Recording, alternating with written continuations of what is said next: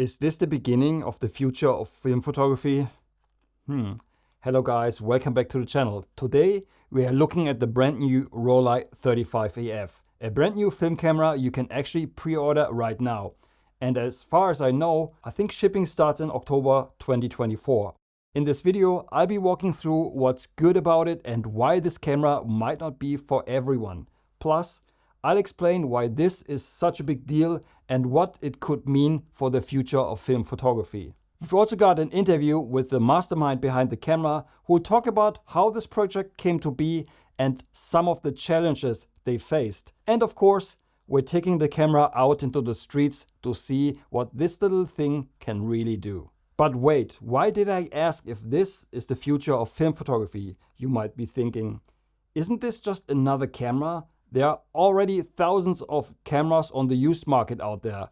That's also why this camera has the potential to change things up quite a bit. But let me explain. Even with the crazy hikes in film prices and the discontinuation of some beloved film stocks, film photography is still getting more and more popular. There's a lot of innovation going on in the film community right now. Just look at all the new film scanning tools that have popped up in recent years. The real issue isn't just about rising film prices or the disappearance of certain film stocks. It's actually the lack of new film cameras. Sure, there are plenty of used options out there, but it's only a matter of time before these cameras become impossible to repair. And as time goes on, it's going to get harder and harder to find decent film cameras. For some people, buying an old camera without warranty and one that might not be easily repairable is already a turnoff. And in the long run, that's not great for the film community, obviously. Now, let's talk about the real star of today's video, the Rollei 35AF. The camera came in this lovely little box. It's actually still a prototype. So even though it looks like the final retail version, I can tell it's been passed around and used a lot. I've been told the final version will fix some of the small issues I ran into while using it. I wanted to mention that up front because it wouldn't be fair to nitpick the issues I've encountered, knowing that the final version should be more refined. Alright, the first thing that you'll notice when you pick up the camera is how lightweight it is. It only weighs around 250 grams, and that's with the CR2 battery included.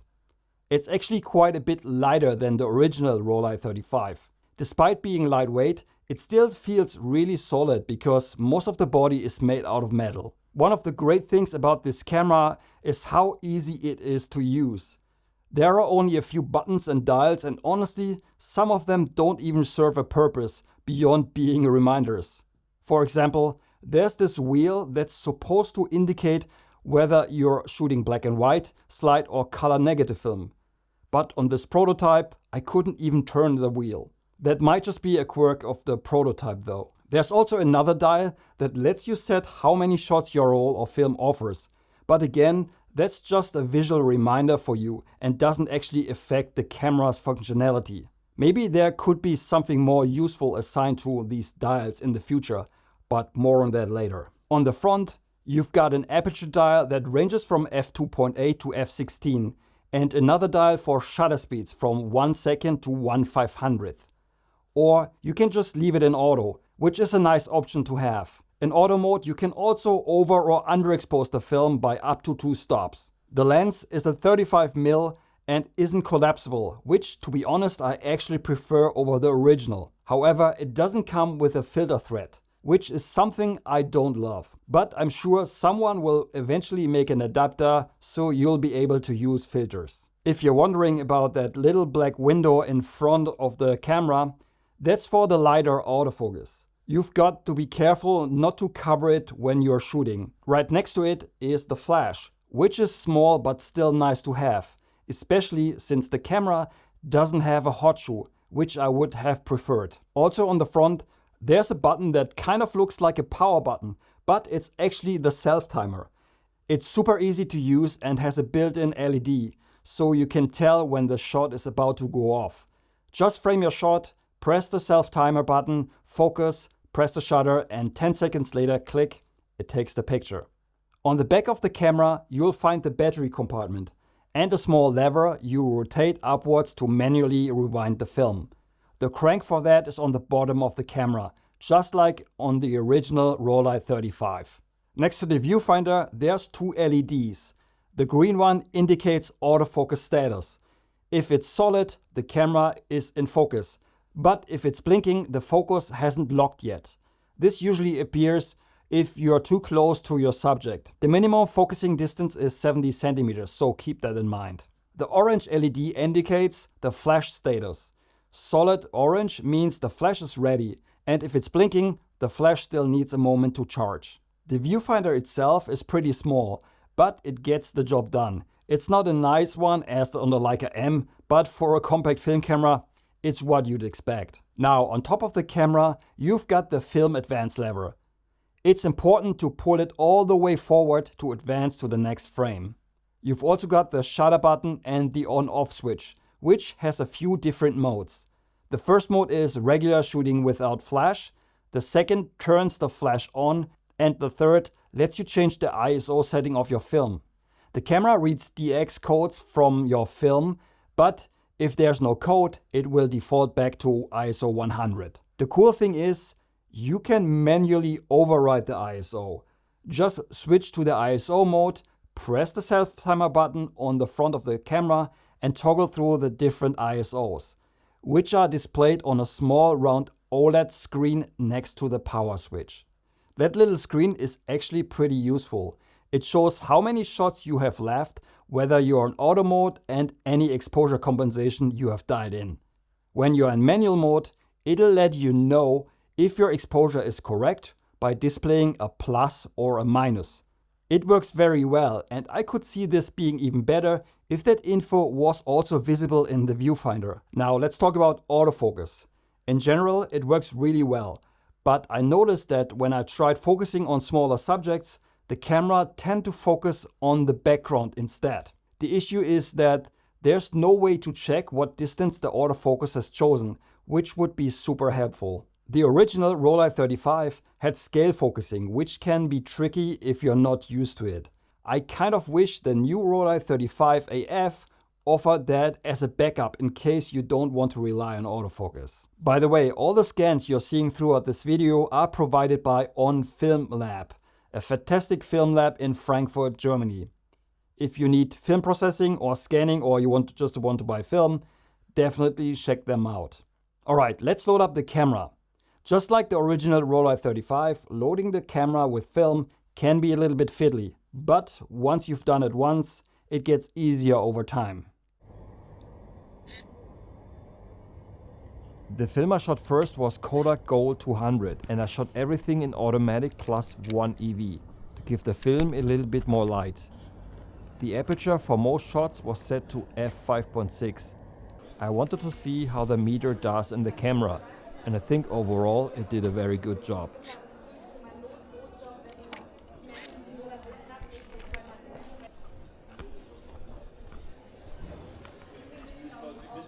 The film was scanned with a Noritsu scanner and the lab did a wonderful job. The frame you see around the photos was added by me. It wasn't scanned like that by the lab.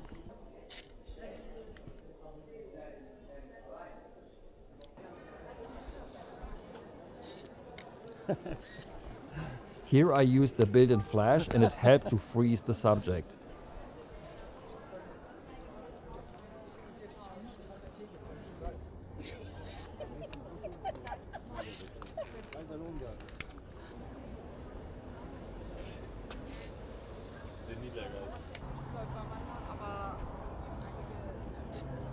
Here I shot wide open at f2.8. I aimed at the swan in the foreground, but the AF picked the water. Now some Kodak XX. This one was with flash at 5.6.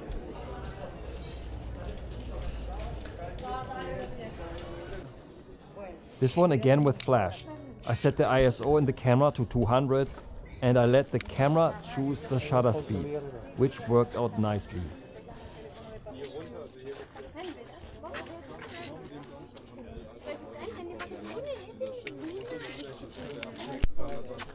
Baba boyumuza bak. Kemal'in bakışları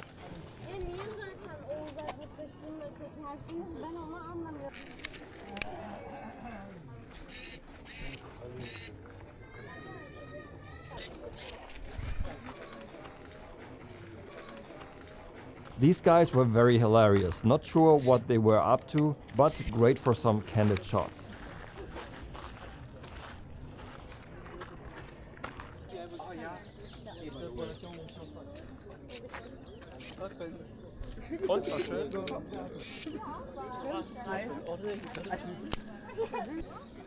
Maybe a lens hood would have helped with the lens flare here in this image. I was hoping for some nice glow around them, since they were dressed in white and the background was dark, and it worked like a charm.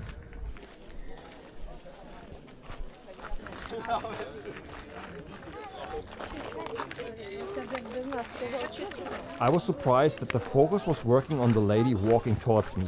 Here the aperture was set to f5.6.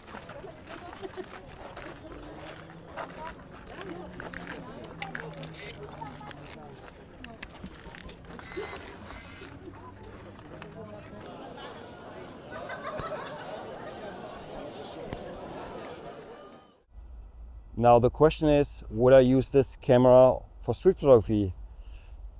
Probably not, but let me explain. So in my digital cameras I have much more sophisticated autofocus than in this one here. And I'm not using it. I mostly use zone focusing, so manual focus. On this camera there's no option of zone focusing. So I think that's why this is probably not the tool for me.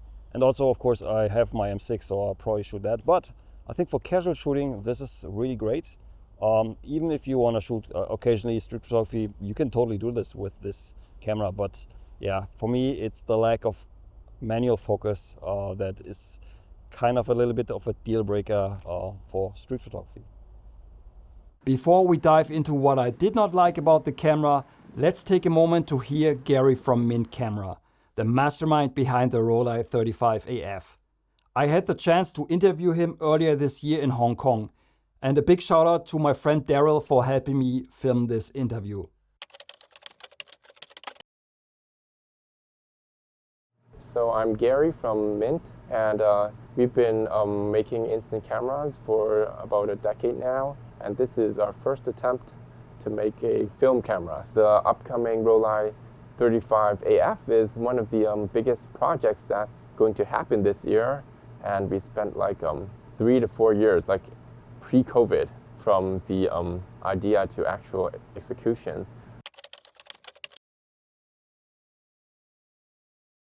A lot of people back in about 2017-18 were talking about, point and shoot cameras getting out of stock.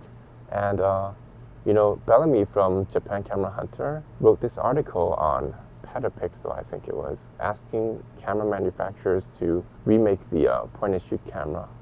At that time, I didn't really think seriously about it, and I met him at Photokina after the article, and I still thought, maybe it's kind of risky. But up to like 2020, a friend of mine proposed like a very interesting idea, which was like remaking like a 35mm, which was as iconic as the Polaroid SX70, which we have been doing all along. And that was when it really, I really took the idea seriously, like remaking the Rollei 35mm. And then came COVID. Like it gave us a blow, and the place where we built our cameras, that factory actually closed down, and we had to like restart everything from scratch. But that was how do you say it? Like a blessing in disguise. Yeah, because we retrained all the people, all the workers, and now they're like, they know that, like they know what we want, and they're used to our culture and stuff. So that makes like this 35mm like much, like the ramp up time much faster. I think this is one of the reasons we were able to make this camera and keep our company alive, because a lot of the retired technicians and camera makers, engineers are actually from Hong Kong. Yeah, that's one of the secrets. Yeah.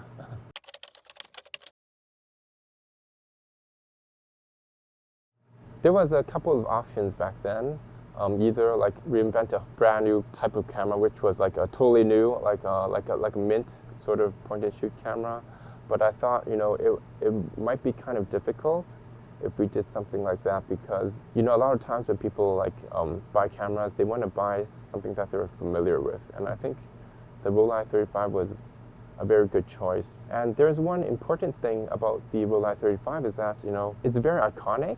The Queen used it back in the days, but there were some shortcomings. Mainly it was the focusing. When I used the original myself, I really had to guess the focus. It's a zone focus camera, which makes it pretty hard to use. And it was also totally manual, which is why a lot of first timers, like amateurs, they want to use this camera. And I asked my friend who works in a film shop, in a film lab, and he says a lot of young people, amateurs, want to try out this camera, but they don't get good photos with this camera. So I thought there was an opportunity.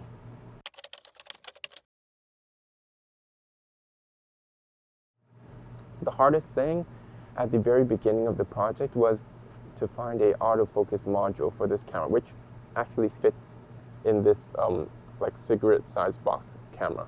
It took us like 3 to 6 months to actually find a autofocus module, because a lot of old autofocus modules are already obsolete, and we looked like all places. Like we went to like old manufacturers. We contacted them. We went to like old factories, but nothing worked basically. And then we stumbled upon the LiDAR, yeah, and it's really accurate, first of all, and it works at night. For the old autofocus cameras, it only works when there's a light, but this one works in the dark. Now onto things I don't like about the camera and what I'd love to see improved on a potential Mark II version. First, loading film can be tricky, so it would be great if the camera had a backdoor, which would make the process quicker and easier. Another big improvement would be adding a hot shoe for an external flash. Yes, you can use the built-in flash to trigger an external one, but a hot shoe would be much more convenient. The lack of manual focus is also a downside. The autofocus works, but I'd love to see a manual focus option. Maybe using one of the front wheels to set the distance instead of film type or shot count. Another thing, if you forget to turn off the camera or accidentally switch it on, the battery drains pretty quickly, which is annoying. It happened to me and I had to replace the battery before I could keep shooting. And in general, without a battery, the camera is useless. It won't work at all. The film advance lever also feels a bit stiff. It's not a deal breaker, but once you've gotten used to something like a Leica's smooth and very nice film advance lever, you'll notice the difference. Also in backlit scenes, the focus point and frame lines in the viewfinder can be a bit hard to see. Again, not a huge deal, but something that could be improved. So, would I recommend the camera? Well, if you can live with its limitations, it could definitely be a cool travel companion. For serious street photography though, it's probably not the best choice. But for casual shooting, I think it's a great little camera. Now at $800 retail price, it's not cheap, but it comes with a full warranty. And you're supporting a company that's dedicated to keeping the film experience alive. And I can't wait to see what they do next. Alright guys, that's it for today's video. See you in the next one. Until then, auf Wiedersehen.